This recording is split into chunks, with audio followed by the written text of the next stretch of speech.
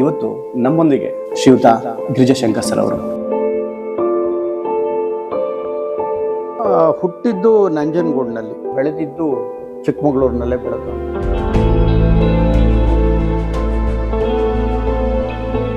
ನಮ್ಮ ತಂದೆ ಕಾಫಿ ತೋಟದಲ್ಲಿ ರೈಟರ್ ಆಗಿದ್ರು. ಮೊದಲಿಂದನೂ ಕೂಡ ನನಗೊಂದು ಸ್ವಲ್ಪ ಓದೋ ಹವ್ಯಾಸ. ನಮ್ಮ ಮನೆ ಪಕ್ಕನೇ ಜನಮಿತ್ರ ಪ್ರೆಸ್ ಇತ್ತು. ಒಂದ್ಸಲ ನಮ್ಮ ಕಾಲೇಜಿನ ಸಮಸ್ಯೆಗಳ ಬಗ್ಗೆ ಯಾಕೆ ಬರೀಬಾರ್ದು ಅನ್ನಿಸ್ತು ನನಗೆ. ಒಂದು 4 ತಿಂಗಳು ಎಮರ್ಜೆನ್ಸಿ ಜೈಲ್ಗೆ ಹೋಗ್ಬೇಕಾಯ್ತು. ಹಾಗಾಗಿ ನಮ್ಗೆ 7 ಜನ ಅರೆಸ್ಟ್ ಮಾಡಿದ್ರು. 4 ತಿಂಗಳು ಜೈಲಲ್ಲಿದ್ದೆ. ಕೊನೆಗೆ ನಂದಿ ಆಸ್ಪತ್ರೆಗೆ 1983ರಲ್ಲಿ ಜನಮಿತ್ರನ ಕರುಣಾಮೂರ್ತಿಯವರು ನನಗೆ ಕೊಟ್ಟರು. ಜನಮಿತ್ರ ನನ್ನನ್ನು ಬೆಳೆಸಿದ್ರು ಮತ್ತು ಚಿಕ್ಕಮಗಳೂರು ಜನ ನನ್ನನ್ನು ಬೆಳೆಸಿದ್ರು.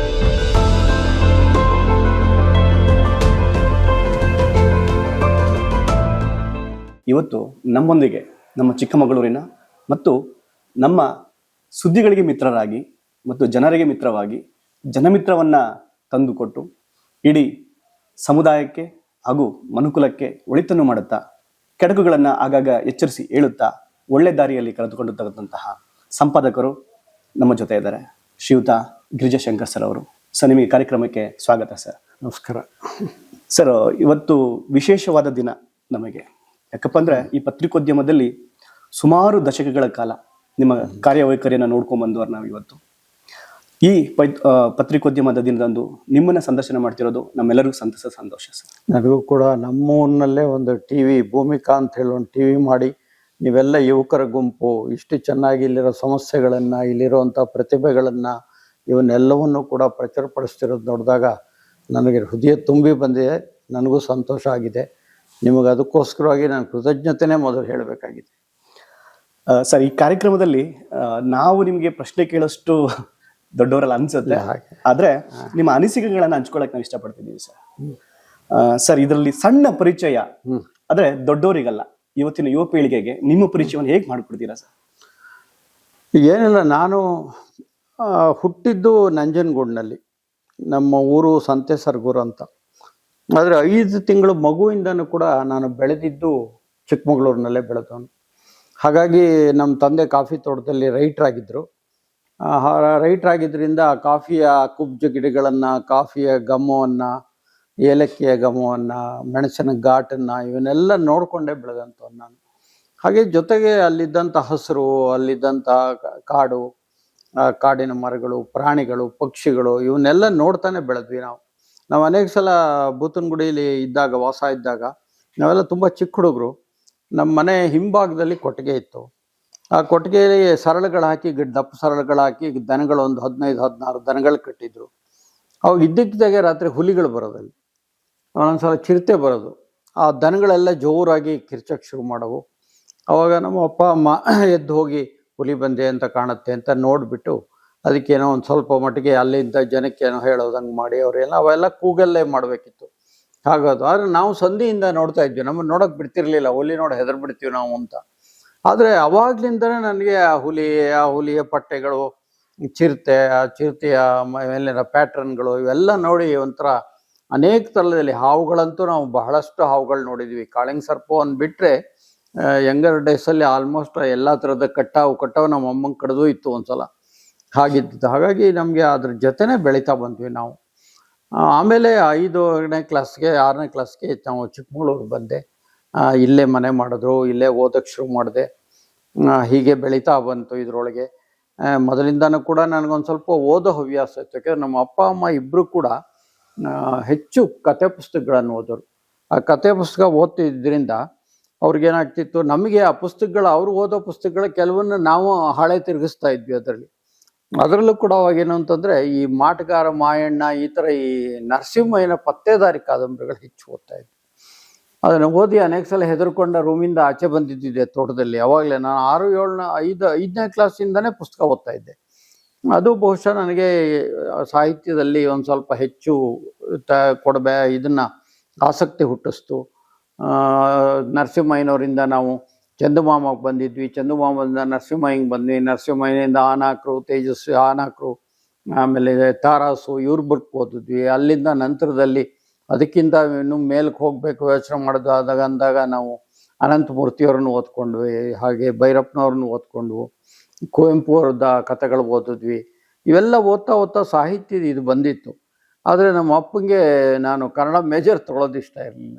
ಹಾಗಾಗಿ ಅವರು ನೀನು BCom ತೊಗೊಳ್ಬೇಕು, ನೀನು ಕಾಮರ್ಸ್ ಓದು, ಏನು ಕನ್ನಡ ಪಂಡಿತ ಆಗ್ತೀಯಾ ಅಂತಂದರು. ಬಟ್ ಅವತ್ತು ಆ ಕನ್ನಡ ಪಂಡಿತರು ಅಂದರೆ ಹಾಗೆ ಇತ್ತು ಪಾಪ. ಬಹುಶಃ ನಮ್ಮ ಅಪ್ಪ ಹಾಗೆ ಹೇಳಿರ್ಬೋದು. ಕೊನೆಗೆ ನಾನು BCom ಗ್ರ್ಯಾಜುಯೇಟ್ ಆದೆ. ಹಾಗಾಗುವಾಗಲೇ ನನಗೆ ಪಕ್ಕದಲ್ಲಿ ನಮ್ಮ ಮನೆಯಲ್ಲಿ ಚಿಕ್ಕಮಗಳೂರಿನಲ್ಲಿ ರತ್ನಗಿರಿ ರೋಡಲ್ಲಿ ನಮ್ಮ ಮನೆ ಪಕ್ಕನೇ ಜನಮಿತ್ರ ಪ್ರೆಸ್ ಇತ್ತು. ಹಾಗಾಗಿ ಆಗಾಗ ಆ ಪ್ರೆಸ್ಸಿಗೆ ಹೋಗೋದು, ಅವ್ರು ನ್ಯೂಸ್ ಹೇಗೆ ಬರೀತಾರೆ ಇವೆಲ್ಲ ನೋಡ್ತಾ ಇದ್ದೆ. ಒಂದ್ಸಲ ನಮ್ಮ ಕಾಲೇಜಿನ ಸಮಸ್ಯೆಗಳ ಬಗ್ಗೆ ಯಾಕೆ ಬರೀಬಾರ್ದು ಅನ್ನಿಸ್ತು ನನಗೆ. ಸರಿ ಅಂತೇಳಿ ಕಾಲೇಜಿನ ಸಮಸ್ಯೆಗಳ ಬಗ್ಗೆ ಒಂದು ಸುದ್ದಿ ಬರೆಯೋಣ ಅಂತೇಳಿ ಬಂದವರು ಅಲ್ಲಿ ನಮ್ಮ ಶ್ರೀಕಂಠ ಇದ್ದರು, ಅವಾಗ ಅಲ್ಲಿ ಸಬ್ ಎಡಿಟರ್ ಆಗಿ. ಅವ್ರ ಜೊತೆಗೆ ಪ್ರಹ್ಲಾದ್ ರಾಯರಿದ್ದರು. ಶ್ರೀಕಂಠ ಅವ್ರಿಗೆ ಹೇಳಿದೆ, ಒಂದು ಈ ಥರ ಎಲ್ಲ ಇದೆ, ನಮ್ಮ ಪತ್ರಿಕೆ ಅಲ್ಲಿ ನಮ್ಮ ಕಾಲೇಜಿಂದು ಹಾಕ್ರಿ ಹಿಂದೆ, ನೀನೇ ಬರ್ಕೊಡು ಅಂತ ಹೇಳಿದ್ರು. ನಂಗೆ ಅವಾಗ ಸುದ್ದಿ ಬರೆಯೋದು ಗೊತ್ತಿತ್ತಲ್ಲ, ಏನಿಲ್ಲ. ಆದರೆ ಎಲ್ಲವನ್ನು ಸೇರಿಸಿ ಏನೇನು ಸಮಸ್ಯೆಗಳಿದೆ, ಲೆಕ್ಚರರ್ಸ್ ಇಲ್ಲ, ಅಲ್ಲಿ ಸರಿಯಾಗಿ ಬೆಂಚು ಕುರ್ಚಿಗಳಿಲ್ಲ, ಏನೇನಿತ್ತು ಅವನ್ನೆಲ್ಲ, ರೂಮ್ಗಳು ಸಾಲದು, ಇವೆಲ್ಲ ಸೇರಿಸಿ ಒಂದು ಬರದೆ ಸುಮ್ಮನೆ. ಅವರು ಅದನ್ನು ಬಹಳ ಒಂದು ಸುದ್ದಿ ರೂಪ ಕೊಟ್ಟೋದಕ್ಕೆ ದಿನದಿಂದ ದಿನಕ್ಕೆ ಬಿಗಡಾಯಿಸುತ್ತಿರುವ IDST ಕಾಲೇಜಿನ ಸಮಸ್ಯೆ ಅಂತ ಒಂದು ಸುದ್ದಿ ಮಾಡಿದ್ರು. ದೊಡ್ಡದಾಗಿ ಬಂದ್ಬಿಡ್ತದು. ಮಾರನೇ ದಿವಸ ನಮ್ಮ ಪ್ರಿನ್ಸಿಪಾಲ್ ಎಲ್ಲ ಇದು ಮಾಡ್ತು. ಗೊತ್ತಾಯಿತು ಅದು ನನ್ನ ಸ್ನೇಹಿತ, ಬಾಲ್ಯ ಸ್ನೇಹಿತ ಕೇಶವಮೂರ್ತಿ ಹೆಸರಲ್ಲಿ ಬರೆದಿದ್ದೆ. ಅವನನ್ನು ಕೇಳಿದ್ರು. ಆಮೇಲೆ ಅವರು ಪ್ರಿನ್ಸಿಪಾಲ್ ಗೊತ್ತಾಯಿತು ನಾನೇ ಬರೆದಿರೋದು ಅಂತ ಕರೆದು, ನೋಡು ಹೀಗೆಲ್ಲ ಬರೆದಿದ್ಯಾ ನೀನು, ನಂಗೆ ಹೇಳಬೇಕಿತ್ತು ಅಂದರು. ಆಮೇಲೆ ಒಂದು ಮಾತು ಹೇಳಿದ್ರು, ನೀನು ಬರೆದಿರೋ ತಪ್ಪು ಅಂತ ಹೇಳಲ್ಲಪ್ಪ, ಆದರೆ ಏನಾದ್ರು ಕಾಲೇಜಿಂದ ಬರೆಯುವಾಗ ಒಂದು ಸ್ವಲ್ಪ ನಮ್ಮ ಗಮನಕ್ಕೆ ತೊಗೊಂಬ, ಏನಾದ್ರು ತಪ್ಪು ಗೀಪ್ ಆಗ್ಬಿಟ್ರೆ ನಮ್ಮೇಲೆಲ್ಲ ಬರುತ್ತೆ ಅಂತ. ಯಾಕೆಂದ್ರೆ ಸರ್ಕಾರಿ ಕಾಲೇಜ್ ಅದು. ಆಯಿತು ಸರ್, ಗೊತ್ತಾಗಲಿಲ್ಲ, ಹಿಂಗೆ ಬರೆದ್ಬಿಟ್ಟೆ ಅಂದೆ. ಆಮೇಲೆ ನಾನು ಬರೆದು ಅವ್ರಿಗೆ ಕೊಟ್ಟೆ, ಅವ್ರು ಹೇಳಿದ್ರು ಹೀಗೆ ಅಂತ. ಆಮೇಲೆ ಸರಿ ಆಯಿತು. ಅದು ನನ್ನ ಪತ್ರಿಕೋದ್ಯಮದ ಪ್ರಾರಂಭದ ದಿನಗಳು. ಬಟ್ ದಟ್ ಆ ಕ್ಲೋಸ್ ಪ್ರಾಕ್ಸಿಮಿಟಿ ಇತ್ತಲ್ಲ, ದಟ್ ಹ್ಯಾಸ್ ಒಂಥರ ನನ್ನ ಜರ್ನಲಿಸ್ಟಿಕ್ ಅಪಿಟೈಟನ್ನು ಜಾಸ್ತಿ ಮಾಡ್ತು ಅಂತ ಕಾಣುತ್ತೆ. ಅದು ಅಲ್ಲಿಂದನೂ ಒಂದು ಸ್ವಲ್ಪ ಅಲ್ಲಿ ಏನಾರು ಅವ್ರು ಇಲ್ಲದೆ ಇದ್ದಾಗ ಯಾವ್ದಾದ್ರು ಸಣ್ಣ ಸುದ್ದಿಗಳು ಬಂದರೆ ಅದನ್ನು ಬರ್ಕೊಡೋದು, ಸಣ್ಣದು ಯಾವ್ದಾದ್ರು ಇದ್ದರೆ ಇಂಥವೆಲ್ಲ ಒಂದು ಸ್ವಲ್ಪ ಅಲ್ಲೇ ಶುರುವಾಯಿತು. ಆಮೇಲೆ ರಾಮಣ್ಣ ಅಂಥೇಳಿ ಬಂದರು ಅಲ್ಲಿಗೆ. ಅವ್ರು ಜರ್ನಲಿಸಮ್ನಲ್ಲಿ ಮಾಸ್ಟರ್ ಡಿಗ್ರಿ ಮಾಡಿದರು. ಅವರು ಒಂದು ಜರ್ನಲಿಸಮ್ ಹೊಸ ಥರದಲ್ಲಿ ಹೇಗೆ ಬರಬೇಕು ಅಂತ ಅನಿಸಿದ್ರು. ಅಷ್ಟರೊಳಗೆ ನಾನು ಒಂದು 4-4 ತಿಂಗಳು ಎಮರ್ಜೆನ್ಸಿಲಿ ಜೈಲಿಗೆ ಹೋಗಬೇಕಾಯ್ತು. ಭಾಷಣ ಮಾಡಿ ಎಮರ್ಜೆನ್ಸಿ ವಿರುದ್ಧ ನಾವೊಂದು 7 ಜನ ಭಾಷಣ ಮಾಡಿದ್ವಿ ನನ್ನ ನಾಯಕತ್ವದಲ್ಲೇ. ಹಾಗಾಗಿ ನಮ್ಮ 7 ಜನ ಅರೆಸ್ಟ್ ಮಾಡಿದ್ರು. 4 ತಿಂಗಳು ಜೈಲಲ್ಲಿದ್ದೆ. ಮತ್ತೆ ಬಂದು ಜನಮಿತ್ರದಲ್ಲೇ ಕೆಲಸ ಮಾಡೋಕ್ಕೆ ಶುರು ಮಾಡಿದೆ. ಅವ್ರು ಇಲ್ಲೇ ಮಾಡು, ಬೇರೆ ಎಲ್ಲೂ ಹೋಗಬೇಡ ಅಂದರು. ಜನಮಿತ್ರಕ್ಕೆ ಸೇರಿದ್ವಿ. ಆಮೇಲೆ ಹೊಸದಿಗಂತಲ್ಲೂ ಇದ್ದೆ. ಗಿರಿವಾರ್ತದಲ್ಲೂ 1 ವರ್ಷ ಕೆಲಸ ಮಾಡಿದೆ ನಾನು. ಕೊನೆಗೆ ನಂದೇ ಆದ ಪತ್ರಿಕೆ 1983ರಲ್ಲಿ ಜನಮಿತ್ರನ ಕರುಣಾಮೂರ್ತಿಯವ್ರು ನನಗೆ ಕೊಟ್ಟರು. 83ರಿಂದ ಅದ್ರ ಎಡಿಟರ್ ಆದೆ ನಾನು. ಹಾಗಾಗಿ ಒಂದು 40 ವರ್ಷದ ಮೇಲೆ 4 ದಶಕಗಳ ಕಾಲ ನಾನು ಈ ಜರ್ನಲಿಸಮಲ್ಲೇ ಕೆಲಸ ಮಾಡ್ತಾ ಬಂದೆ. ಜರ್ನಲಿಸಮ್ಗೆ ಹೋದ್ಮೇಲೆ ನನಗೆ ಸರ್ಕಾರಿ ಕೆಲಸಕ್ಕೆ ಹೋಗಬೇಕು ಅನ್ನಿಸ್ಲಿಲ್ಲ ನನಗೆ. ಯಾಕೆ ಅನ್ನಿಸ್ಲಿಲ್ಲ ಅಂದರೆ ಅವಾಗೆಲ್ಲ ಈ ಕೆಲವು ಸಲ DC ಆಫೀಸ್ಗೆ ಹೋಗ್ತಾ ಇದ್ವಿ ನಾವು. ಆ DC ಆಫೀಸ್ಗೆ ಹೋದಾಗ DC ಆ ಕ್ಲರ್ಕ್ಗಳನ್ನು ಕರೆಯೋದು, ಅವ್ರಿಗೆ ಬೈಯೋದು ಜೋರಾಗಿ, ಅವ್ರೇನೋ ತಪ್ಪು ಮಾಡಿದ್ರು ಅಥವಾ ಇನ್ನೇನೋ ಮಾಡಿದ್ರೆ ಅವೆಲ್ಲ ನೋಡಿದಾಗ ಈ ಸರ್ಕಾರಿ ಕೆಲಸಕ್ಕೆ ಹೋಗಬಾರ್ದು, ಒಂದು ರೀತಿ ಸಬಾರ್ಡಿನೇಷನ್ ಸಿಕ್ಕಾಪಟ್ಟೆ, ಏನೋ ಒಂದು ರೀತಿ ದಾಸ್ಯದಲ್ಲಿದ್ದೀವೇನೋ ಅಂತೆಲ್ಲ ನಂಗೆ ಅನ್ಸೋಕ್ಕೆ ಶುರುವಾಯಿತು. ಹಾಗಾಗಿ ನಾನು ಯಾವತ್ತೂ ಯಾವ ಇಂಟರ್ವ್ಯೂ ಆಗಲಿ, ಸರ್ಕಾರಿ ಕೆಲಸಕ್ಕೆ ಟ್ರೈ ಮಾಡೋದಾಗಲಿ ಅಥವಾ ಬ್ಯಾಂಕಿನ ಕೆಲಸಕ್ಕೆ ಟ್ರೈ ಮಾಡೋದಾಗಲಿ ಮೊದಲಿತ್ತು ನನಗೆ ಹೋಗಬೇಕು ಅಂತ. ಆದರೆ ಆಮೇಲೆ ನಾನು ಬಿಟ್ಬಿಟ್ಟೆ ಅದನ್ನು. ಜರ್ನಲಿಸಮ್ಗೆ ತೊಡಗಿಸ್ಕೋಬೇಕು ಅಂದೆ. ಆಮೇಲೆ ಮುಂಗಾರು ಶುರುವಾಯಿತು. ಮುಂಗಾರು ಪತ್ರಿಕೆಗೆ ಒಂದು 4 ತಿಂಗಳು ರಿಪೋರ್ಟರ್ ಆಗಿದ್ದೆ. ಆಮೇಲೆ ಒಂದು 8 ವರ್ಷ ಟೈಮ್ಸ್ ಆಫ್ ಇಂಡಿಯಾಕ್ಕೆ ರಿಪೋರ್ಟರ್ ಆಗಿದ್ದೆ ಚಿಕ್ಕಮಗಳೂರಿನಲ್ಲೇ. ಆಮೇಲೆ ತೀರಾ ಎಲ್ಲ ಮಾಡಲಿಕ್ಕಾಗಲ್ಲ, ಜನಮಿತ್ರ ಇದು ಎಲ್ಲ ನೋಡ್ಕೊಳಕ್ಕಾಗಲ್ಲ, ಮತ್ತು ಅವ್ರು ಕೊಡೋ ಸಂಬಳನೂ ಅಂತ ಏನಿರಲಿಲ್ವಲ್ಲ. ಏನೋ ಒಂದು 10,000 ರೂಪಾಯಿ ಸಂಬಳ ಕೊಡೋರು, ಅದ್ರ ಊರಿನ ಸುದ್ದಿ ಮಾಡಬೇಕಿತ್ತು, ಕಷ್ಟ ಆಗುತ್ತೆ ಅಂತ ಬಿಟ್ಟೆ ನಾನು. ಹಾಗಾಗಿ ಆ ಜರ್ನಲಿಸಮ್ನಲ್ಲೇ ಬೆಳೀತಾ ಬಂದೆ. ಜನಮಿತ್ರ ನನ್ನನ್ನು ಬೆಳೆಸ್ತು, ಮತ್ತು ಚಿಕ್ಕಮಗಳೂರು ಜನ ನನ್ನನ್ನು ಬೆಳೆಸಿದ್ರು. ಎಷ್ಟು ಮಟ್ಟಿಗೆ ಅಂದರೆ ನಮ್ಮ ಪತ್ರಿಕೆಯಲ್ಲಿ ಯಾವುದಾದ್ರು ತಪ್ಪು ಬಂದಾಗ ನಮ್ಮ ಮನೆ ಎದುರುಗಡೆ ಒಬ್ಬರು ಲಕ್ಷ್ಮ ಅಂಥೇಳಿ ಅವರು, ನಮ್ಮ ಮಂಜುನಾಥ್, ನಾಡಿಗೆ ಮಂಜುನಾಥ್ ಅವ್ರ ತಾಯಿ, ಅವ್ರು ಬೆಳಗ್ಗೆ ಪೇಪರ್ ಓದೋರು 10-10:30 ಮೇಲೆ ಎಲ್ಲ ಕೂತ್ಕೊಂಡು ಮನೆಯಲ್ಲೆಲ್ಲ ಊಟ ಸಿಟ್ಟು ಮಾಡಿದ್ಮೇಲೆ ಮಾಡಿದ್ರೆ ಒಂದು ತಪ್ಪು ಬಂದರೆ ಫೋನ್ ಮಾಡೋರು. ಅಲ್ಲ ಕಣೋ ಗಿರಿಯಾಶಂಕರ, ತಪ್ಪು ಬಂದುಬಿಟ್ಟಿದೆಯಲ್ಲ ಪತ್ರಿಕೆಯಲ್ಲಿ ಅಂತ ಹೇಳ್ಬಿಟ್ಟು. ಒಂದು ಸಲ ಬಹಳ ದೊಡ್ಡಲ್ಲ ನನಗೆ ಲರ್ನಿಂಗ್ ಇನ್ಸ್ಟೆನ್ಸ್ ಅದು.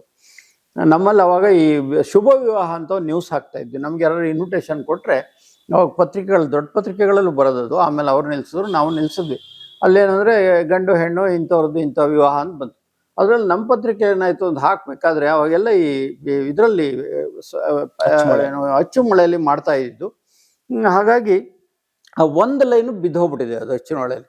ಅದೇನಾಗಿದೆ ಅಂತಂದರೆ ಇಂಥವ್ರ ಪುತ್ರ ಅಂತಿದೆಯಲ್ಲ ಅಲ್ಲಿಂದ ಶುರು ಬಿದ್ದೋಗ್ಬಿಟ್ಟಿದ್ದು. ಅದೇನಾಯ್ತೆ ಮಾವಂಗೂ ಆ ಹುಡುಗಿಗೆ ಮದುವೆ ಆದಂಗೆ ಆಗ್ಬಿಟ್ಟಿದೆ ಓದಿದ್ರೆ. ಅದು ಬಂದಿತ್ತು. ಅವರು ಫೋನ್ ಮಾಡಿ, ಅಲ್ಲಪ್ಪ ನೀನು ಪತ್ರಿಕೆಯಲ್ಲಿ ಶುಭ ವಿವಾಹ ಹಾಕಿದ್ಯಾ, ಆದರೆ ಮಾವಂಗೆ ಮತ್ತು ಆ ವಧುಗೆ ಮದುವೆ ಮಾಡಿಸ್ಬಿಟ್ಟಿದೆಯಲ್ಲೋ ಅಂತಂದ್ರು. ನಾನು ಅವಾಗ ಪತ್ರಿಕೆ ತೆಗೆದು ನೋಡಿದೆ, ಹೌದು ತಪ್ಪಾಗಿದೆ, ಇಲ್ಲಮ್ಮ ಹಿಂಗೆ ತಪ್ಪಾಗ್ಬಿಟ್ಟಿದೆ ಅಂದೆ. ಆಮೇಲೆ ಅವ್ರು ಏನು ಹೇಳೋರು ಅಂತಂದರೆ, ಅಲ್ಲ ತಪ್ಪು ಮಾಡಿದ್ಯಾ, ಅದು ತಪ್ಪು ಬೇಜಾರು ಮಾಡ್ಕೊಬೇಡ ನಾನು ಹೇಳಿದೆ ಅಂತ ಹೇಳೋರು ಪಾಪ. ಆಮೇಲೆ ಮಾರನೇ ದಿವಸ ಅದನ್ನು ಸರಿ ಮಾಡಿ ಕೊಟ್ವಿ ನಾವು. ಈ ಥರ ಎಲ್ಲ ಆಯಿತು. ಆ ಥರ ತುಂಬ ಜನ ಇದ್ದರು. ನಾರಾಯಣಪ್ಪ ಅಂತಿದ್ರು ಡಾಕ್ಟ್ರು. ಅವರು ಒಂದೇ ಒಂದು ಸತ್ಯ ಮಹಾಪ್ರಾಣ ಅಲ್ಪ ಪ್ರಾಣ ತಪ್ಪಾದರೆ, ವ್ಯಾಕರಣ ತಪ್ಪಾದ್ರೂ ಸಿಕ್ಕಾಪಟ್ಟೆ ಬೈಯೋರು. ಹೇಗೆ ಬೈಯೋರು ಅಂದರೆ ಬೆಳಗ್ಗೆನೇ ಫೋನು, ಏನು ಮಾಡ್ತಿದ್ಯಾ ಸರ್, ಈಗ ಎದ್ದೆ ಸರ್, ಕಾಫಿ ಕುಡಿದೆ, ಪೇಪರ್ ನೋಡಿದ್ಯಾ ಸರ್, ನಂದೇ ಪೇಪರ್ಲ್ಲ ಸರ್, ರಾತ್ರಿ ನಾನೇ ಮಾಡಿದ್ದಲ್ಲ. ಅಂದರೆ ಏನು ದನ ಕಾಯಕ್ಕೆ ನೀನು ಮಾಡಿರೋದು ನೋಡಿದ್ಯಾ, ದೊಡ್ಡ ಕಾ ಹಾಕಿದ್ಯಾ, ಸಣ್ಣ ಕಾ ಬರಬೇಕು. ಇದೇ ಥರ ಬೈಯೋರು.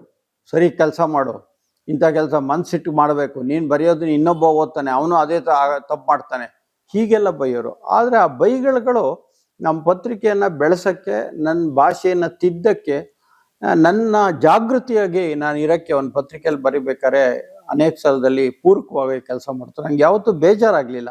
ಯಾರು ಬೈದ್ರೆ ನನ್ನ ಪತ್ರಿಕೆಗೆ ನಂಗೆ ಬೇಜಾರಾಗ್ತಿರ್ಲಿಲ್ಲ. ಆದರೆ ಒಂದು ಅಂತಂದರೆ ಜನಮಿತ್ರನ ಜನಾನು ಪ್ರೀತಿಸ್ತಿದ್ರು.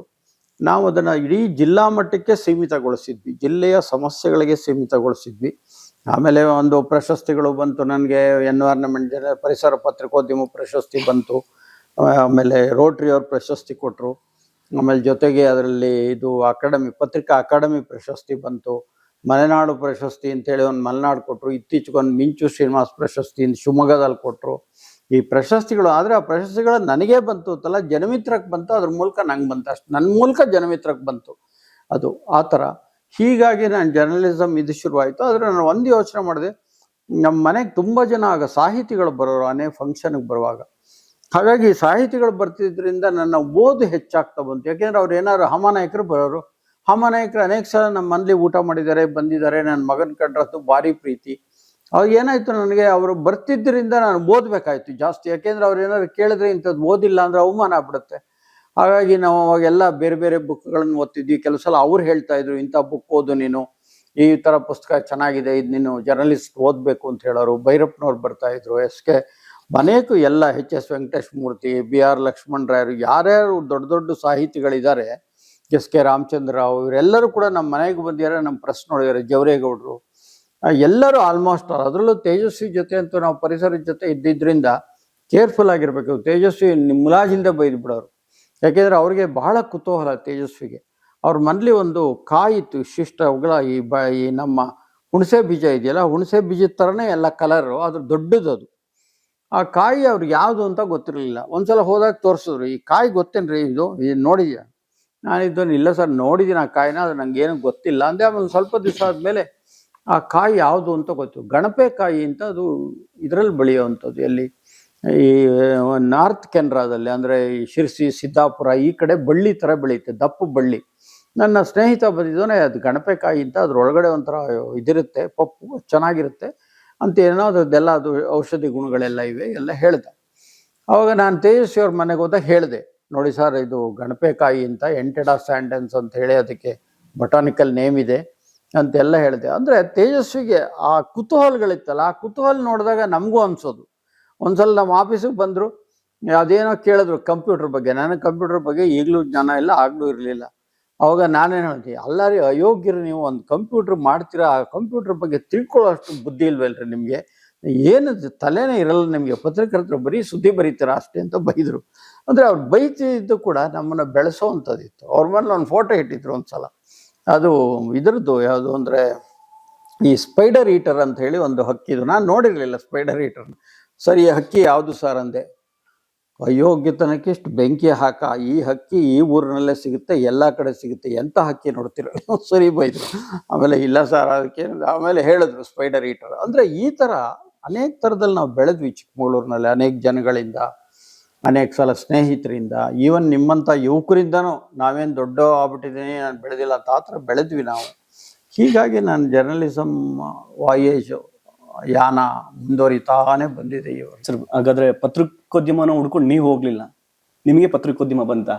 ಅಲ್ಲ, ಒಂಥರ ಅದು ಹೇಗೆ ಅಂತ ಹೇಳಕ್ಕಾಗಲ್ಲ. ನನಗೆ ಆ ಪಕ್ಕದಲ್ಲೇ ಇದ್ದಿದ್ರಿಂದ ಆ ಪತ್ರಿಕೆ ಬಗ್ಗೆ ಆಸಕ್ತಿ ಹುಟ್ಟಿತು. ಆದರೆ ಪತ್ರಿಕೆಯ ಪರಿಣಾಮಗಳು ನಂಗೆ ಗೊತ್ತಿರಲಿಲ್ಲ, ಪತ್ರಿಕೋದ್ಯಮದ ಪರಿಣಾಮಗಳು ಗೊತ್ತಿರಲಿಲ್ಲ.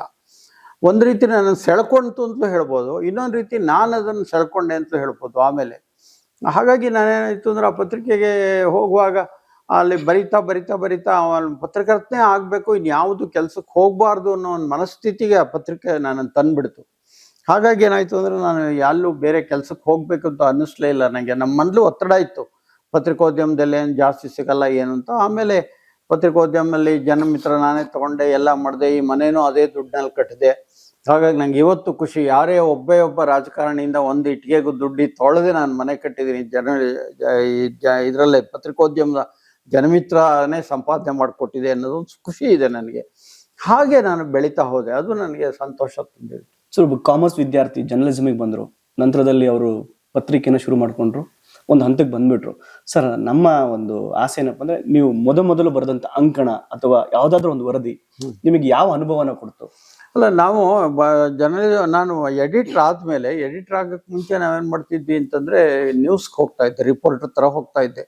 ನಂಗೆ ಭಾಳ ಇದೆ. ನಮ್ಮಲ್ಲಿ ರಾಮಣ್ಣ ಬಂದ ಮೇಲೆ ಅವರೇ ನನಗೊಂದು ಜರ್ನಲಿಸಮ್ಮಿನ, ಇವತ್ತಿನ ಜರ್ನಲಿಸಮ್, ಹೊಸದಾಗಿ ಜರ್ನಲಿಸಮ್ಮಲ್ಲಾಗಿರೋ ಬದಲಾವಣೆ, ಹೊಸ ಥರದ ಜರ್ನಲಿಸಮ್ಮು, ಅದಕ್ಕೊಂದು ವೈಜ್ಞಾನಿಕ ಶಿಸ್ತಿನ ಜರ್ನಲಿಸಮ್, ಇವಕ್ಕೆಲ್ಲ ನನಗೆ ಕಲಿಸ್ತೋರೆ ರಾಮಣ್ಣ. ಅವರೇ ನನಗೆ, ಪ್ರಹ್ಲಾದ್ ರಾಯರು ಆದ್ಮೇಲೆ ರಾಮಣ್ಣ, ಇವರೇ ನನಗೆ ಗುರುಗಳು. ಕರುಣಾಮೂರ್ತಿಗಳು ಬಹಳ ಹಿರಿಯ ಗುರುಗಳು ನನಗೆ. ಅವರು ಕರುಣಾಮೂರ್ತಿಗಳು ಯಾವಾಗಲೂ ಹೇಳೋರು, ನೋಡೋ ಮಗು, ನೀನು ಯಾರ ಬಗ್ಗೆನಾದ್ರು ಸುದ್ದಿ ಬರಬೇಕಾದ್ರೆ 1 ನಿಮಿಷ ಅವರ ಶೂಸಲ್ಲೂ ನಿಂತು ನೋಡಿ ಬರೀ, ನೀನು ಅವಾಗ ನೀನು ಸುದ್ದಿ ನಿಷ್ಪಕ್ಷಪಾತವಾಗಿರುತ್ತೆ. ಹಾಗನ್ಬಿಟ್ಟು ನೀನು ಯಾವುದೋ ಒಂದು ಸುದ್ದಿ ಬಂತು ಅಂದ ತಕ್ಷಣ ಅವಸರದಿಂದ ಹಾಕೋದಲ್ಲ. ನನ್ನ ಸುದ್ದಿಯಿಂದ ಒಬ್ಬ ಪರಿವರ್ತನೆ ಆಗಬೇಕೇ ಹೊರತು ಒಬ್ಬ ನಾಶ ಆಗಬಾರ್ದು. ಇದು ಅವರು ಯಾವಾಗಲೂ ಹೇಳ್ತಿದ್ದ ಮಾತು. ಹಾಗೆ ರಾಮಣ್ಣ ನಾನು ಬೆಳೆಸಿದ್ರು. ನಾವು ಈ ನಗರಸಭೆಗೆ ಹೋಗ್ತಾ ಇದ್ವಿ, ನಗರಸಭೆ ನ್ಯೂಸ್ಗಳನ್ನು ಮಾಡ್ತಾಯಿದ್ವಿ. ಅವಾಗೆಲ್ಲ ಏನು ಅಂದರೆ, ಒಂಥರ ಜಾಸ್ತಿ ಇದು ಹೆಚ್ಚು ಪ್ರಚಾರ ಇವ್ರಿಗೆ, ಆಡಳಿತ ಪಕ್ಷಕ್ಕೆ ಸಿಗೋದು ಅಂತ ಇತ್ತು. ನಾವು ಒಂದ್ಸಲ ಹೋದಾಗ ಈ ಸದನ ಸಮೀಕ್ಷೆ ಬರೋದು, ಪ್ರಜಾವಾಣಿಲಿ, ಕನ್ನಡಪ್ರಭ ಇವುಗಳೆಲ್ಲ ಬರೋದು. ಅದನ್ನು ನೋಡಿತಾ ಇದ್ವಲ್ಲ, ನಾವು ಯಾಕೆ ಈ ಥರ ಒಂದ್ಸಲ ಬರೀಬಾರ್ದು ಅಂತ ನಾನೊಂದ್ಸಲ ರಿಪೋರ್ಟಿಂಗ್ ಹೋದಾಗ ಅಲ್ಲಿಯ ಸಾಮಾನ್ಯ ಸಭೆಗೆ, ಸಾಮಾನ್ಯ ಸಭೆ ನ್ಯೂಸ್ ಒಂದು ಮಾಡಿದ್ವಿ, ಅಲ್ಲಿ ತೊಗೊಂಡಂಥ ನಿರ್ಣಯಗಳನ್ನು. ಇನ್ನೊಂದೇನು ಮಾಡಿದ್ವಿ ಅಂತಂದರೆ, ಸದನ ಸಮೀಕ್ಷೆ ಥರ ಯಾರ್ಯಾರು ಯಾವ್ಯಾವ ರೀತಿ ಮಾತಾಡಿದ್ರು ಅಂತೇಳಿ ಒಂದು ಸುದ್ದಿ ಬರೆದ್ವಿ. ಅವಾಗ ಶಿವಾನಂದ ಅಂತ ತುಂಬ ಹಿರಿಯ ಸದಸ್ಯರಿದ್ದರು. ಮತ್ತು ಇಡೀ ಚಿಕ್ಕಮಗಳೂರಿನಲ್ಲಿ ಇವತ್ತು ಕೂಡ ಅತ್ಯಂತ ಕ್ರಿಯಾಶೀಲ ಅಧ್ಯಕ್ಷರು ಅಂತ ಯಾರನ್ನಾರು ಜ್ಞಾಪಿಸ್ಕೊಳ್ಳೋದಾದರೆ ಶಿವಾನಂದನ ಜ್ಞಾಪಿಸ್ಕೋಬೇಕು. ಅವರು ಫೋನ್ ಮಾಡಿದ್ರು, ಏನ್ರಿ ಜನಮಿತ್ರಕ್ಕೆ ಭಾಳ ಧೈರ್ಯ ಬಂದುಬಿಟ್ಟಿದೆ ಇವತ್ತು ಅಂತಂದರು. ಯಾಕೆ ಸರ್, ನಾವು ಯಾವತ್ತೂ ಅಂಜಿಲ್ವಲ್ಲ ಅಂದ್ವಿ. ನೋಡಿ, ಇಷ್ಟು ಚೆನ್ನಾಗಿ ನ್ಯೂಸ್ ಮಾಡಿದ್ದೀರಿ ಇವತ್ತು, ನಮ್ಮ ಸುದ್ದಿ ಎಲ್ಲ ಭಾಳ ಚೆನ್ನಾಗಿ ನಾವು ಹೇಳಿದ್ದನ್ನೆಲ್ಲ ಧೈರ್ಯವಾಗಿ ಹಾಕ್ಬಿಟ್ಟಿದ್ದೀರಾ ಅಂತೆಲ್ಲ ಹೇಳಿದ್ರು. ಆಮೇಲೆ ಹೇಳಿದ್ವಿ, ಇಲ್ಲ ಸರ್, ಇನ್ಮೇಲೆ ಇದೇ ಥರ ಬರುತ್ತೆ ಅಂತ. ಅಂದರೆ ಆ ಥರ ಒಂದು ಹೊಸ ಥರದಲ್ಲಿ ಪತ್ರಿಕೋದ್ಯಮದಲ್ಲಿ ಏನಾರು ಒಂದು ಹೊಸದು ಮಾಡಬೇಕು ಅಂತ ಹೇಳಿಬಿಟ್ಟು ನಾವು ಯೋಚನೆ ಮಾಡ್ತಾ ಇದ್ವಿ. ಯಾವ್ದಾರು ಒಂದು ಸುದ್ದಿ ಬಂತು ಅಂದರೆ ಆ ಸುದ್ದಿಯ ಎಲ್ಲ ರೀತಿಯಲ್ಲೂ ಅದು ಯಾವ್ಯಾವ ಥರ ಇದೆ, ಹೇಗೆ ಹುಟ್ಟಿತು, ಏನಾಯಿತು, ಅದೇ ಯಾವ ಥರ ಆಗುತ್ತೆ. ಈ ಒಂದು ಆಕ್ಸಿಡೆಂಟ್ ಆಯಿತು ಅಂದರೆ, ಆಕ್ಸಿಡೆಂಟ್ ಮಾಡೋದು ಫ್ಯಾಕ್ಚುಯಲ್ ರಿಪೋರ್ಟು. ಯಾರೋ ಒಂದು ಕಾರೋ ಇದೋ ಡ್ಯಾಶ್ ಹೊಡಿತು, ಒಬ್ಬ ಸತ್ತೋದ ಅಥವಾ ಒಬ್ಬನ ಗಾಯ ಆಯಿತು, ಇದು ಫ್ಯಾಕ್ಚುಯಲ್ ರಿಪೋರ್ಟ್. ಆದರೆ ಯಾಕೆ ಆಯಿತು ಆ ಕಾರ್ ಆಕ್ಸಿಡೆಂಟು? ಅದು ರಸ್ತೆ ಸರಿ ಇರಲಿಲ್ವಾ, ಅಥವಾ ಕಾರಿನ ಡ್ರೈವರ್ಗೆ ಲೈಸೆನ್ಸ್ ಇರಲಿಲ್ವಾ, ಅಥವಾ ಕಾರನ್ನು ಓಡಿಸೋವಂಥವನು ಎರ್ರಾಬಿರಿಯಾಗಿ ಓಡಿಸಿದ್ನ, ಅಥವಾ ಎದುರಿಗೆ ಯಾರು ಡ್ಯಾಶ್ ಓಡಿಸ್ಕೊಂಡೋ ಅವನು ತಪ್ಪಿತ, ಈ ರೀತಿ ಆ ರೀತಿ ಒಂದು ವಿಶ್ಲೇಷಣೆಯನ್ನು ಕೊಡಬೇಕು. ನಾವು ಮಾಡೋದ್ರಿಂದ ಏನಾಗಿ ರಸ್ತೆ ಸರಿ ಇಲ್ಲ ಅಂತಂದ್ರೆ ಅದು ನಗರಸಭೆಗೆ ಇವರಿಗೆ ಗೊತ್ತಾಗಬೇಕು, ನಮ್ಮ ರಸ್ತೆ ಸರಿ ಇಲ್ಲದೆ ಇರೋದ್ರಿಂದ ಒಬ್ಬ ಸತ್ತೋದಾಗಿಗೆ ಅನ್ಯಾಯವಾಗಿ ಅಂತ. ಈ ರೀತಿಯ ಜರ್ನಲಿಸಮ್ಮನ್ನು ಯೋಚನೆ ಮಾಡಿದ್ವಿ ನಾವು. ಬರೀ ಚಿಕ್ಕಮಗಳೂರು ಜಿಲ್ಲೆಗೆ ಸೀಮಿತಗೊಳಿಸಿದ್ವಿ, ಪರಿಸರಕ್ಕೆ ಹೆಚ್ಚು ಒತ್ತು ಕೊಡ್ತಾ ಬಂದ್ವಿ. ನಾನು 83ರಲ್ಲಿ ನಾನು ಎಡಿಟರ್ ಆದಮೇಲಂತೂ ಕುದುರೆಮುಖ ಹೋರಾಟ ಇವನ್ನೆಲ್ಲ ಕೈಗೆತ್ಕೊಂಡಾಗ ಕುದುರೆಮುಖದ ಮೇಲೆ ಕೇಸು ಹಾಕೋಕ್ಕೂ ನಾವು ಅನೇಕ ಸಂಗತಿಗಳನ್ನು ತೆಗೆದುಕೊಟ್ಟು, ನಾನು ನಮ್ಮ ಡಿ ವಿ ಗಿರೀಶ್ ಇವರೆಲ್ಲ ಸೇರಿ. ಅದರಿಂದ ನಮ್ಗೇನಾಯಿತು ಅಂದರೆ, ಆ ಪರಿಸರದ ಇಲ್ಲಿ ಸೇವ್ ವೆಸ್ಟರ್ನ್ ಘಾಟ್ ಮಾರ್ಚ್ ಆಯಿತು. ಆ ಮಾರ್ಚ್ ಆದಾಗ ನಾನು ಅದರ ಕೋಆರ್ಡಿನೇಟರ್ ಆಗಿದ್ದೆ. ಇಡೀ ಚಿಕ್ಕಮಗಳೂರು ಪಶ್ಚಿಮ ಘಟ್ಟ ಸುತ್ತಿದ್ವಿ ನಾವು. ಹಾಗಾಗಿ ನಮ್ಗೆ ಸಮಸ್ಯೆಗಳು ಚೆನ್ನಾಗಿ ಅರ್ಥ ಆಯಿತು. ಆ ಥರ ಕೊಡ್ತಾ ಬಂದ್ವಿ. ಹಾಗಾಗಿ ಒಂಥರ ಜರ್ನಲಿಸಮ್ನಲ್ಲಿ ಮುಳುಗಿ ಹೋದ್ವೇನೋ ನಾವು ಅಂತ ಅನ್ನಿಸ್ತು ನಮಗೆ. ದಿವಸ ಬೆಳಗ್ಗೆ ಎದ್ದ ತಕ್ಷಣ ರಾತ್ರಿನೇ ನಾನು ನಾಳೆ ಏನು ಸುದ್ದಿ ಮಾಡಬೇಕು, ನಮ್ಮ ರಿಪೋರ್ಟ್ರಿಗೂ ನಾನು ಹೇಳ್ತಾ ಇದ್ದೆ, ನಮ್ಮ ಪತ್ರಿಕೆಯಲ್ಲಿ ನಮ್ಮದೇ ಆದ ಒಂದು ಸುದ್ದಿ ಇರಬೇಕು. ಬೇರೆ ಎಲ್ಲ ಸುದ್ದಿಗಳು ಎಲ್ಲರಲ್ಲೂ ಬರುತ್ತೆ, ಯಾವುದೋ ಪ್ರೆಸ್ ಮೀಟು ಇನ್ನೊಂದು ಎಲ್ಲದರಲ್ಲೂ ಬರ್ಬೋದು, ಆದರೆ ನಮ್ಮದೇ ಆದ ಒಂದು ಸುದ್ದಿ ಇರಬೇಕು. ಈ ಸುದ್ದಿ ಇನ್ಯಾವುದ್ರಲ್ಲೂ ಬಂದಿರಬಾರ್ದು. ಆ ರೀತಿ ಯೋಚನೆ ಮಾಡೋಣ ಅಂತೇಳಿ ಕನಿಷ್ಠ ವಾರದಲ್ಲಿ 3 ರಿಂದ 4 ದಿನ, ಇವತ್ತು ನೀವು ಜನ್ಮಿತ್ರ ತೆಗೆದು ನೋಡಿದ್ರೆ ಅವತ್ತು ನಮ್ಮದೇ ಆದಂಥ ಒಂದು ಸುದ್ದಿ ಇದೆ. ಯಾರ್ದೋ ಒಂದು ಇಂಟರ್ವ್ಯೂ ಇರ್ಬೋದು. ತುಂಬ ಇಂಟರ್ವ್ಯೂಗಳು ಮಾಡಿದ್ವಿ ನಾವು, ಒಳ್ಳೊಳ್ಳೆಯವ್ರು ಇಂಟರ್ವ್ಯೂ ಮಾಡಿದ್ವಿ. ಬಂದಂಥ ಎಲ್ಲ ಅನಂತಮೂರ್ತಿಯಿಂದ ಹಿಡಿದು ಭೈರಪ್ಪನವರಿಂದ ಹಿಡಿದು ಈಗ ಬಂದಂಥ ರಾಮನಾಯಕದ್ದು ಯಾರ್ಯಾರು ಬಂದಿದ್ದಾರೆ ಅವ್ರದ್ದೆಲ್ಲ ಇಂಟರ್ವ್ಯೂ. ಈವನ್ ನಿಮ್ಮ ಪಕ್ಷಿ ತಜ್ಞ ಸಲೀಂ ಅಲಿ ಅವ್ರ ಇಂಟರ್ವ್ಯೂ ಮಾಡಿದ್ದೀನಿ ನಾನು. ನಂಗೆ ಅವಾಗ ಪಕ್ಷಿ ಬಗ್ಗೆ ಗಂಡು ಹೆಣ್ಣು ಗುಬ್ಬಚ್ಚಿ ಗೊತ್ತಿರಲಿಲ್ಲ, ಆದರೆ ಏನೋ ಒಂದು ತಲೆಯಲ್ಲಿ ಓದಿದ್ದು ಯಾವುದೋ ಇತ್ತು, ಅದರಲ್ಲೇ ಹೋಗಿ ಪ್ರಶ್ನೆ ಕೇಳಿ ಅವ್ರದ್ದೊಂದು ಇದು ಮಾಡಿದ್ವಿ. ಅವಾಗ ಭಾಳ ಚೆನ್ನಾಗಿತ್ತು. ಅವ್ರು ಹೋಗಿ ಇಂಟರ್ವ್ಯೂಗೆಲ್ಲ ಕೂತ್ಕೊಂಡು ಹೇಳಿದೆ ನಾನು, I want to have something from you sir about birds ಅದು ಇದು ಅಂತ ಹೇಳಿದೆ. ನನ್ನ ಇಂಗ್ಲೀಷ್ ಏನು ಅಷ್ಟು ಚೆನ್ನಾಗಿರಲಿಲ್ಲ, ಈಗಲೂ ಚೆನ್ನಾಗಿಲ್ಲ, ಅವಾಗ ನೀವು ಇದ್ದಿತ್ತು. ಅವಾಗ no you ask questions, I will answer ಅಂದರು. ಆಮೇಲೆ ಹೇಳಿದ್ರು, I am afraid of journalist first of all ಅಂದರು. ಯಾಕೆ ಸರ್ ಅಂದೆ. See when I was ringing some birds in Pakistan and India border, there was a hue and cry in parliament that Salim Ali is sending some secret information through birds. Then there was a hue and cry. Everybody was criticizing me. Then Indira Gandhi, then Prime Minister, she telephoned me. What is this, Salim Ali? Why you are sending so much of birds to that? Then I told her, no, madam, I am not sending any birds. Best I am ringing with that birds. So if you ring one bird, if it goes to some other countries, you can identify this bird is from India. That is the ringing process antella helidru. Amele hagege that is why even some paper has written so many things about it. Salim Ali is sending some information to Pakistan like that. That is why I am afraid of journalist anta helidru ಅವರು. ಅಂದರೆ ಈ ಥರ ಎಲ್ಲ ಇಂಟರ್ವ್ಯೂಗಳು ಅನೇಕರು ಒಳ್ಳೊಳ್ಳೆಯವ್ರದ್ದು interview ಆಯಿತು. Seshan interview ಮಾಡಿದ್ವಿ ನಾವು. ಶೇಷನ್ ಶೃಂಗೇರಿಗೆ ಬಂದಾಗ why you are asking me, go and ask some philosophers are there, you go and ask them, you will have some dent for your paper ಅಂತೆಲ್ಲ ಹೇಳಿದ್ರು.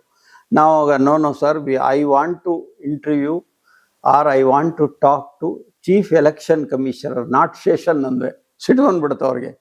Then you ascertain my leisure time and come ಅಂದರು. ಕೊನೆಗೆ ರಾತ್ರಿ 8:30 ಅವ್ರನ್ನ ಭೇಟಿ ಮಾಡಿದ್ದು. ನಂಗೆ ಈಗಲೂ ಅಡ್ರೆಸ್ಸು ಅವ್ರು ಹಾಕಿದ್ದು ನನ್ನ ಹತ್ರ ಫೋಟೋ ಇದೆ. ಅವಾಗ ನೋಡಿದಾಗ ಅವರು ಆಮೇಲೆ ಇಂಟರ್ವ್ಯೂ ಮಾಡಿದ್ಮೇಲೆ ಹೇಳಿದ್ರು, close your pen, switch off your tape recorder, pocket your book, then talk to me ಅಂದರು. ಹಾಗೆ ಮಾತಾಡಿದ್ದು. ಮಾತಾಡಿದ್ಮೇಲೆ sir when can I publish all these things after my retirement ಅಂತ ಹೇಳಿದ್ರು. ಅವ್ರು ರಿಟೈರ್ ಆದ ಮಾರನೇ ದಿವಸ ನಮ್ಮ ಪೇಪರಲ್ಲಿ ಬಂದಿದೆ ನಾವು ಮಾತಾಡಿದ್ದು, ಅವ್ರನ್ನ ಇಂಟರ್ವ್ಯೂ ಮಾಡಿದ್ದು.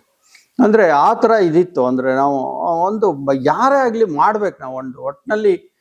ಅಬ್ದುಲ್ ಕಲಾಂ ಬಂದರು ಶೃಂಗೇರಿಗೆ. ಅಬ್ದುಲ್ ಕಲಾಂಗೆ ಹೋಗಿ ನಾನು ಕೇಳಿದೆ, sir I want to have something from you for my paper. All right, I will give you 10 minutes, within 10 minutes you should close everything ಅಂತಂದರು. ಎಸ್ ಅಂದು ಹೋದ ತಕ್ಷಣ ನಾನು ಕರೆದ್ರು. ಹೋದ ತಕ್ಷಣ ಹೋಗಿ ಅವ್ರ ಹತ್ರ ಮಾತಾಡಿ ಎಲ್ಲ ಮಾಡಿದೆ. ಆಮೇಲೆ ನನ್ನನ್ನು ಇಂಟರ್ವ್ಯೂ ಮಾಡಿದ್ರು, ಅರ್ಧ ಗಂಟೆ interview. Which is the rarest bird in western ghat, which is the rarest thing in this Malnad reason, ಇವೆಲ್ಲ ಕೇಳೋಕ್ಕೆ ಶುರು ಮಾಡಿದ್ರು ಅವರೇ. ಆಮೇಲೆ ಅದನ್ನು ಬರೆದಿದ್ವಿ ನಾವು ಫೋಟೋನೂ ಇದೆ ನನ್ನ ಹತ್ರ ಅವ್ರು ಕೂತಾರೆ. ಆಮೇಲೆ sir I want to prostrate, ನಿಮ್ಮ ಕಾಲಿಗೆ ಬೀಳ್ತೀನಿ ಅಂತ ಹೇಳಿದೆ. Want to prostrate one thing, I will remove my shoes ಅಂತ ಶೂಸ್ ತೆಗೆದಿಟ್ರು. ಆಮೇಲೆ ನಾನು ನಮಸ್ಕಾರ ಮಾಡಿದೆ, ಶತಮಾನಂ ಭವತಿ ಹೇಳಿ ಆಶೀರ್ವಾದ ಮಾಡಿದ್ರು. ಅಂದರೆ ಇದು ನನಗೆ ಆ ಜರ್ನಲಿಸ್ಟ್ ಆದಮೇಲೆ ಈ ಥರ ಅನೇಕ ಒಳ್ಳೊಳ್ಳೆ ವ್ಯಕ್ತಿಗಳನ್ನು, ಒಳ್ಳೊಳ್ಳೆ ಸಾಹಿತಿಗಳನ್ನು, ಒಳ್ಳೊಳ್ಳೆ ಸಂದರ್ಭಗಳು ಇವೆಲ್ಲ ಸಿಗೋಕ್ಕೆ ಶುರುವಾಯಿತು ನನಗೆ. ಹಾಗಾಗಿ ನಾನು ಬೆಳೀತಾ ಹೋದೆ. ನಾನೇ ಬೆಳೆದೆ ಅಂತಲ್ಲ, ಬೆಳೆಸಿದ್ರು ಅನೇಕರು ಈ ರೀತಿಯಲ್ಲಿ. ಆ ಥರ ಆಯಿತು. ಸರ್, ಚಿಕ್ಕಮಗಳೂರಿನಲ್ಲಿ 1932 ನಂತರ ಪತ್ರಿಕೆಯ ಒಂದು ಚಟುವಟಿಕೆಗಳು ಆರಂಭವಾಗ್ತಾ ಹೋಯಿತು. ಅದರಲ್ಲಿ ತರೀಕೆರೆ ಭಾಗದಲ್ಲಿ ಪತ್ರಿಕೋದ್ಯಮಕ್ಕೆ ಹೆಚ್ಚಿನ ಕೊಡುಗೆ ಇದೆ. ಸೊ ಆ ಕಾಲದಿಂದ ಈ ಕಾಲದವರೆಗೆ ಏನಾದ್ರು ನೆನಪಿಸ್ಕೊಳ್ಬೇಕು ಅಂದ್ರೆ ಪತ್ರಿಕೋದ್ಯಮ ನಡೆದು ಬಂದ ದಾರಿ ಅಂತಂದ್ರೆ ಒಂದೇನಂದ್ರೆ ನೋಡಿ, ತರೀಕೆರೆನಲ್ಲಿ ನಿಮ್ಗೆ ಎಲ್ಲ ಯಾರು ನಮ್ಮ ಪಂಡಿತ್ ಚಿದಂಬರ ಅವರಿಂದ ಶುರುವಾಗಿದ್ದು ಪತ್ರಿಕೋದ್ಯಮ. ಅಲ್ಲಿಂದ ಶುರುವಾಗುತ್ತೆ. 1932 ಅವ್ರದ್ದು ಪತ್ರಿಕೆಗಳಲ್ಲಿ ಏನೋ ಹೆಸರುಗಳು ನನಗೆ ವಯಸ್ಸಲ್ಲಿ ಮರೆತು ಬಿಡುತ್ತೆ. ಇರಲಿ ಸರ್, ಶುರುವಾಗುತ್ತೆ. ಆಮೇಲಿಂದನೂ ಕೂಡ ಅಲ್ಲಿಂದನೇ ಇನ್ನೊಬ್ರು ಅಲ್ಲಿ ಸೋಷಿಯಲಿಸ್ಟ್ ಇದರಲ್ಲೆಲ್ಲ ಅಲ್ಲಿ ಇವ್ರ ಜೊತೆ ಶಿವಮೊಗ್ಗದಲ್ಲಿ ನಡೀತಲ್ಲ ಭೂದಾನ ಚಳವಳಿಗಳು, ಇದು ಅವುಗಳ ಮೂಲಕ ಬಂದಂಥವ್ರು ಅವರದ್ದ ಶುರುವಾಗುತ್ತೆ. ಅಲ್ಲಿಂದ ಬಂದ ಮೇಲೆ ಪತ್ರಿಕೋದ್ಯಮ ಚಿಕ್ಕಮಗಳೂರಿನಲ್ಲಿ ಕಾಲಿಡಕ್ಕೆ ಬಹಳ ಲೇಟಾಗಿ ಕಾಲಿಡ್ತು. ಆದರೆ ಎಸ್ ಸುಬ್ರಾಯರ್ ಅಂತ ಹೇಳ್ಬಿಟ್ಟು ಇಲ್ಲಿ ಸುಬ್ರಾವ್ ಅಂತ, ಈಗಲೂ ಸುಬ್ರಾವ್ ಅಂಗಡಿ ಅಂತ ಇದೆ ನಿಮಗೆ ಮಯೂರ ಹೋಟ್ಲ್ ಎದುರುಗಡೆ.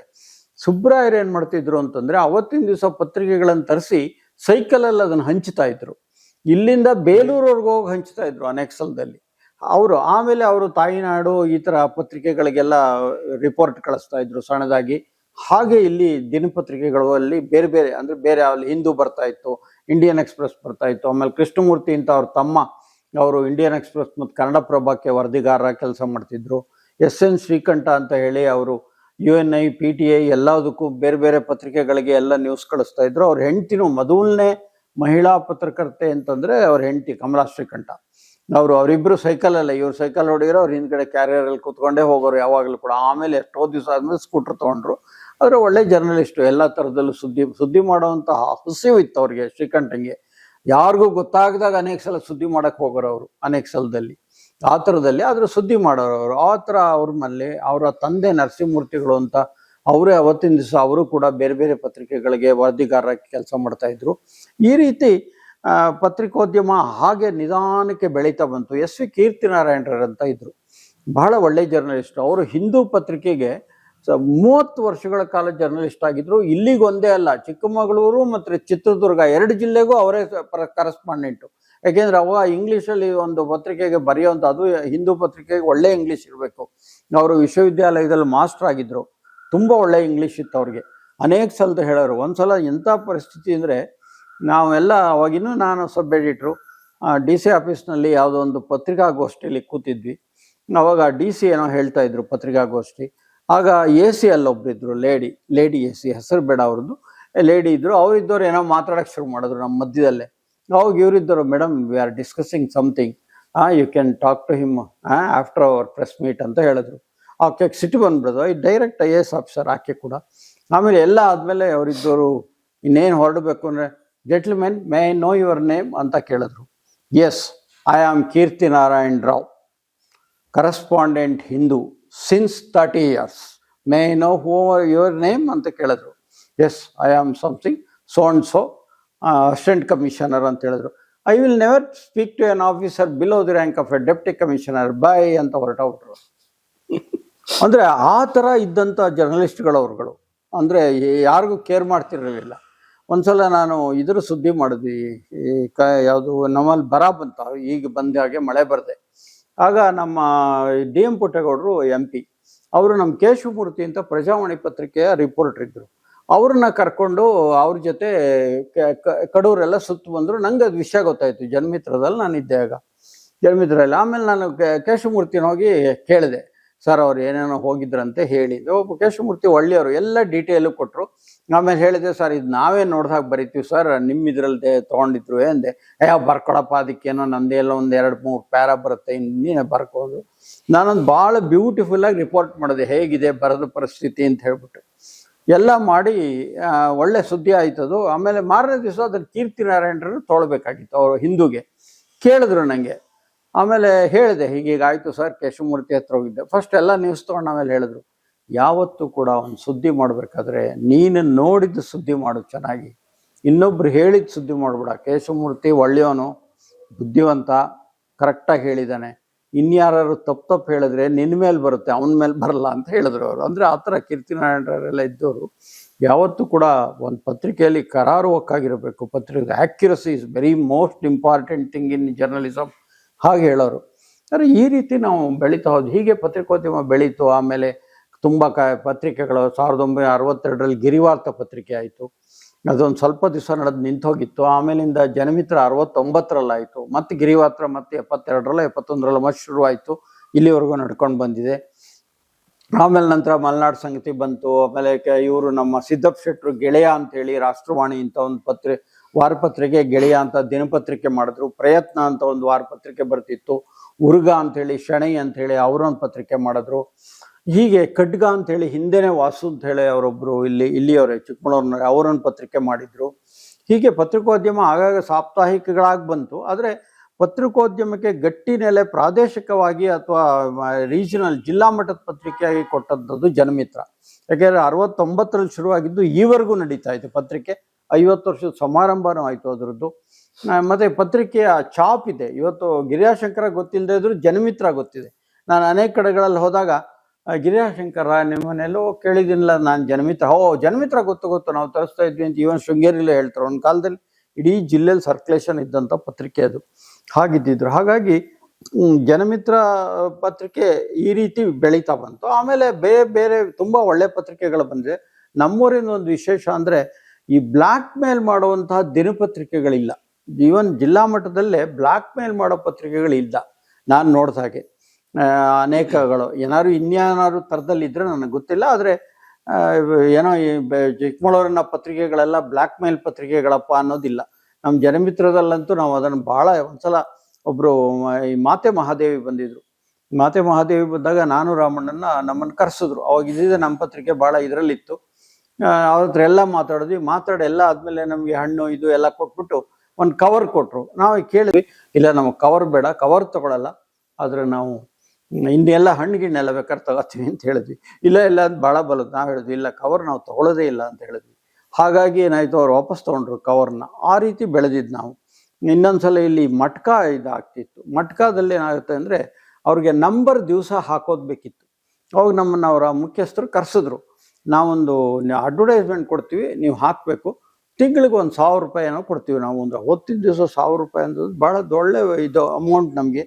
ಅದು ಒಂದು ಏನು ಅಂದರೆ ಒಂದು ಸಂಖ್ಯಾಶಾಸ್ತ್ರ ಅಂತ ಕೊಡ್ತೀವಿ, ನಾವೇ ಇದನ್ನು ಮಾಡಿಕೊಟ್ಟಿರ್ತೀವಿ, ನೀವು ಅದನ್ನು ಹಾಕ್ಬಿಟ್ರೆ ಆಗೋಯ್ತು ಅಂತಂದ್ವಿ.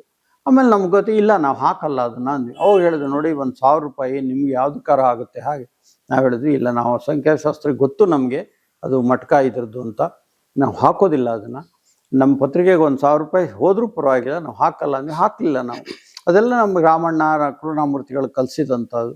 ಹಾಗಾಗಿ ನಾವು ಯಾವತ್ತೂ ಆ ಜಾಹೀರಾತು ಬರುತ್ತೆ ಅಂತ ಸುದ್ದಿ ಹಾಕೋದಂಥವ್ರಲ್ಲ. ಎರಡನೇದಾಗಿ ಯಾವತ್ತೂ ಇನ್ನೊಬ್ಬರನ್ನ ಯಾರನ್ನ ಹೆದರ್ಸೋಕ್ಕೂ ಜರ್ನಲಿಸಮ್ ಮಾಡಲಿಲ್ಲ ನಾವು. ಆ ಥರದಲ್ಲಿ ಕಲಿಸಿದ್ರು. ಹಾಗೆ ಬಂದೆ. ಚಿಕ್ಕಮಗಳೂರಲ್ಲಿ ತುಂಬ ಪತ್ರಿಕೆಗಳು ಇವತ್ತು ಅದೇ ಥರ ಇದ್ದಾವೆ, ನಮ್ದು ಒಂದೇ ಪತ್ರಿಕೆ ಅಲ್ಲ.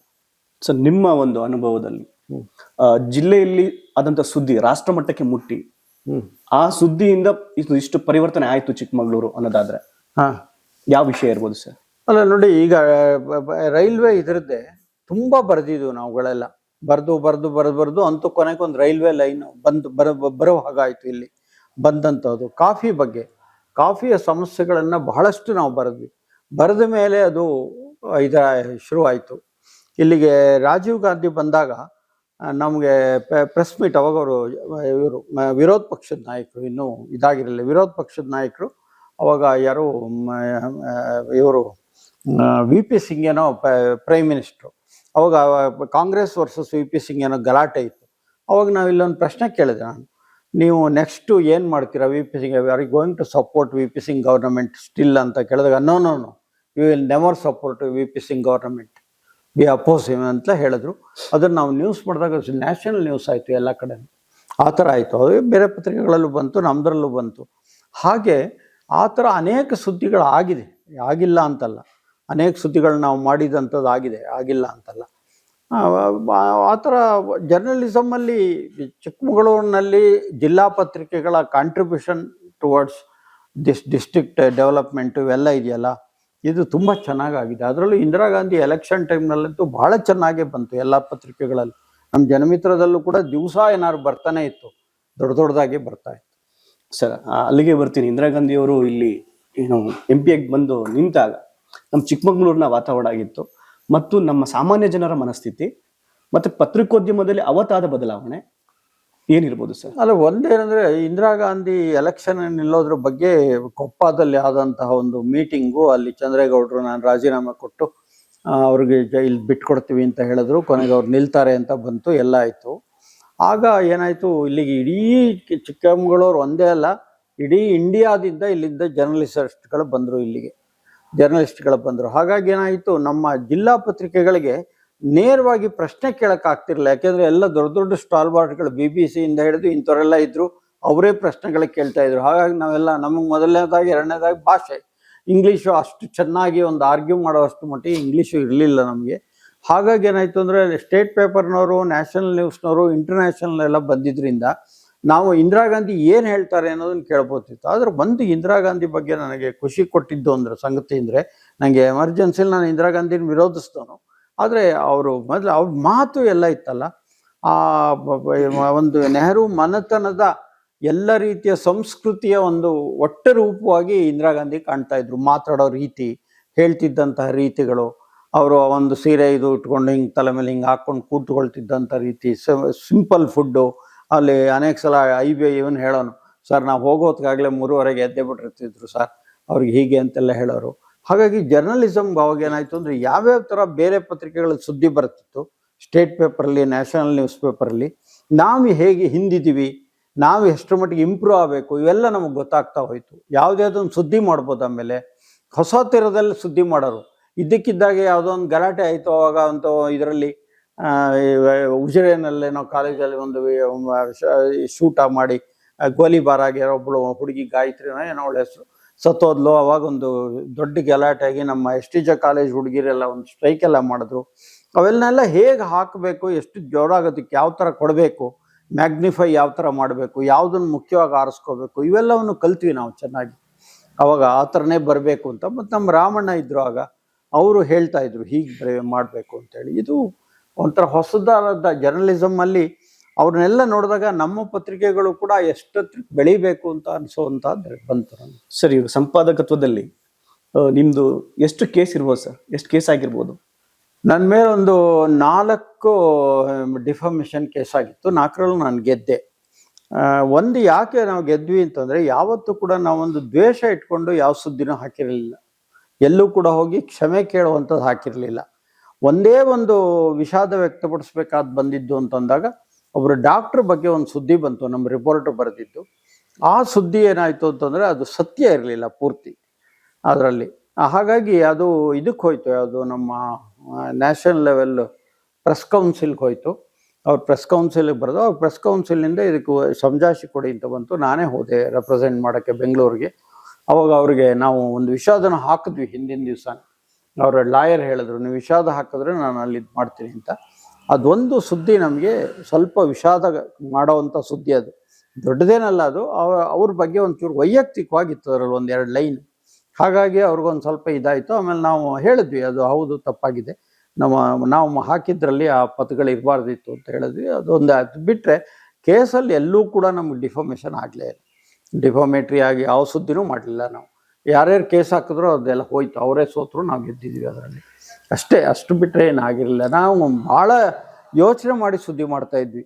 ಒಂದು ಅನೇಕ ಸಲದ ಏನಾಗೋದು ಅಂದರೆ, ಇವ್ರುಗಳು ಪ್ರೆಸ್ ಮೀಟ್ ಕರೆಯೋರು, ಲಕ್ಷಾಂತರ ರೂಪಾಯಿ ಹೊಡೆದಿದ್ದಾರೆ ನೋಡಿ, ಅವ್ನು ಹಂಗೆ ಮಾಡಿಯಾನೆ, ಜಮೀನು ಮಾಡಿಯಾನೆ, ಅದು ಇದು ಅಂತೆಲ್ಲ ಹೇಳೋರು.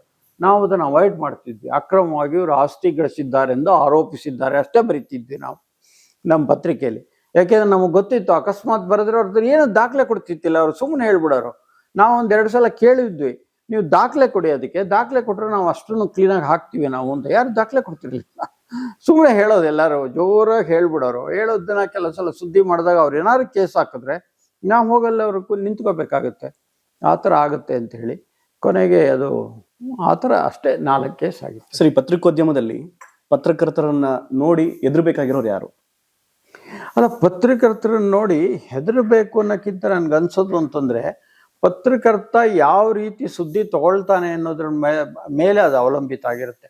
ಈಗ ಒಬ್ಬ ರಾಜಕಾರಣಿಗೆ ಅವಮಾನ ಆದ, ಅವನು ಅಕ್ರಮ ಮಾಡಿದಾಗ ಅಥವಾ ಅವನು ಇಲ್ಲೀಗಲ್ ಆಗಿ ಯೋಚನೆ ಮಾಡಿದಾಗ ನಾವು ಅದನ್ನು ಹಿಂಬಾಲಿಸಿ ಒಂದು ಸುದ್ದಿ ಮಾಡ್ತೀವಲ್ಲ, ಆ ಸುದ್ದಿ ಮಾಡ್ತಾರೆ ಇವರು, ಇವನು ಕಾಂಪ್ರಮೈಸ್ ಆಗಲ್ಲ ಅನ್ನುವಂತಹ ಪ್ರಜ್ಞೆ ಅವತ್ತಂಗಿರಬೇಕು. ಅವಾಗ ಅವನು ನಮ್ಮನ್ನು ನೋಡಿದಾಗ ಹೆದರ್ಕೊಳ್ತಾನೆ. ಕಷ್ಟನಪ್ಪ ಪತ್ರಿಕೋದ್ಯಮದಲ್ಲಿ. ಅನೇಕ ಸಲ ಆಗಿದೆ. ನಾವು ಯಾವ್ದಾದ್ರು ಒಂದು ಸುದ್ದಿಗಳನ್ನು ಒಂದ್ಸಲ ಇದ್ರ ಕಡೂರಿನಲ್ಲಿ ಒಬ್ರು ಯಾವಾಗಲೂ ಅವರು ಎಲೆಕ್ಷನ್ಗೆ ನಿಲ್ಲಬೇಕು ಮೂಡಿಗೆರೆಯಿಂದ ಅಂತ ಹೇಳಿ ಪ್ರಯತ್ನ ಪಡ್ತಿದ್ರು. ಆದರೆ ಅವ್ರು ಏನೋ ಒಂದು ಇಂದಿರಾ ಗಾಂಧಿ ಹೆಸರಲ್ಲಿ ಒಂದು ಕೋಆಪರೇಟಿವ್ ಸೊಸೈಟಿ ಮಾಡಿದ್ರು.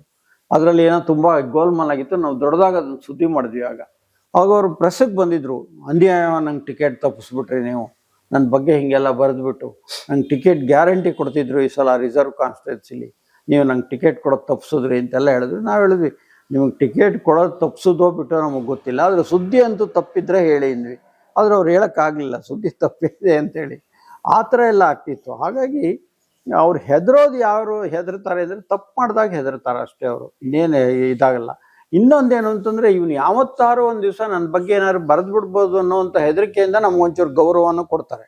ಹಾಗಾಗಿ ನಾವು ಅವ್ರ ಗೌರವ ಅಥವಾ ಅವರ ಪ್ರೀತಿ ವಿಶ್ವಾಸಗಳಿದೆಯಲ್ಲ, ಅದೇನಿದ್ರು ಅವ್ರ ಒಡನಾಟದಲ್ಲಿ ಏನಾದ್ರು ಇರ್ಬೋದು. ಆದರೆ ಪತ್ರಿಕೆಯಲ್ಲಿ ಪೆನ್ ಹಿಡಿದಾಗ ನಾವು ನಿಷ್ಪಕ್ಷಪಾತವಾಗೇ ಇರಬೇಕು. ನಾವು ಬರೆಯೋಗಿದ್ದೇ ಇರಲಿಕ್ಕಾಗಲ್ಲ, ಬರೀಲೇಬೇಕು ನಾವು.